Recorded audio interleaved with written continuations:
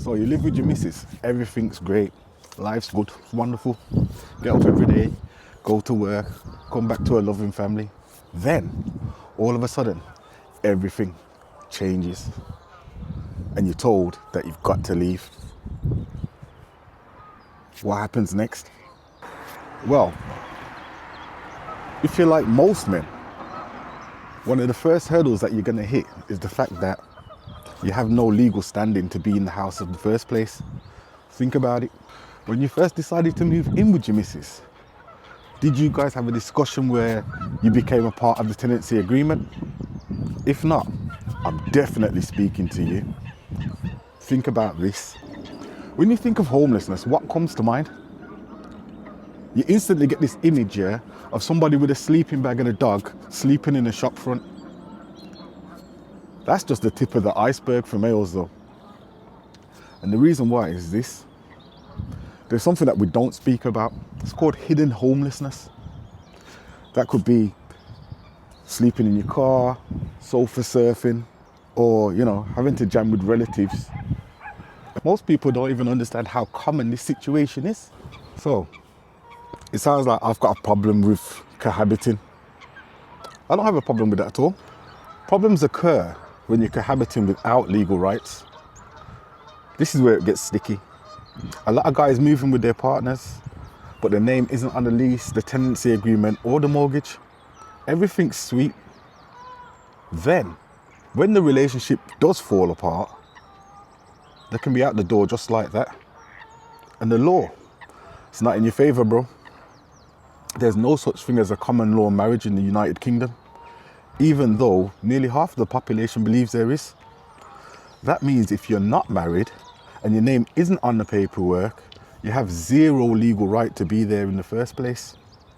So what does this mean for you as a father?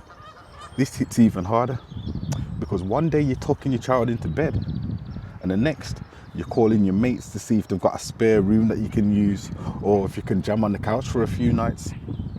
Worse still, everything turns to shit when you don't have a stable address.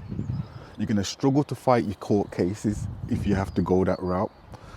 It's going to be a struggle to maintain any form of structure and routine, especially when it comes to accessing and spending time with your children. It's a system that is pretty much set up and designed for fathers to fail. Imagine this. You work, you pay bills, you provide for your family, but because your name isn't on that piece of paper, you're suddenly intentionally homeless. Councils might not help you because technically you had a home, you just weren't legally tied to it. So at this point, I'm guessing the question is, what can you do? If you ever find yourself in this situation, don't just sit there thinking it will sort itself out. Get proactive. If you're about to be homeless, register with the local council. You need to register with them straight away. Some councils will help, but as a man, you're probably going to have to push pretty hard for assistance. Step 2, get legal advice. There are charities and legal aid services that can help you understand your rights as a man. 3, know your options. Look into temporary housing, hostels, or even family support services that help fathers stay connected to their kids. 4, plan ahead. If you're cohabiting now, start thinking about what would happen if things do go left. Protect yourself before it's too late. Listen, as men, we don't always think about these things until it's too late. But this is why we need to have these kind of conversations.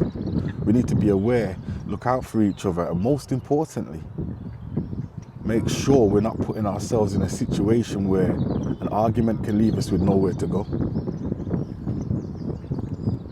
So let's talk. I've been in this situation. Have you? What information can we share with other people to help prevent them from falling into the same traps that we have previously? Drop them in the comments below.